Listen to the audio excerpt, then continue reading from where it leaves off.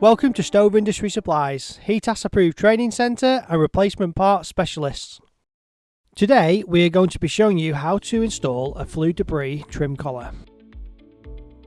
If you're getting bits of soot and debris on top of your stove, using one of our Flue Trim Collars will stop this from happening. You can either pre-peel the film or take it off before installing. Put the collar around the stovepipe and tighten it so you're still able to slide it up the pipe. Cut the rope gasket to the diameter of the pipe and wrap it round the top of the stovepipe and slide up the flue collar.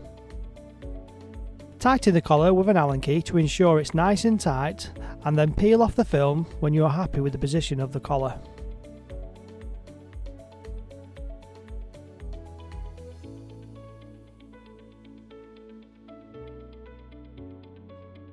Now you can use your appliance without any soot or debris falling onto the top of it.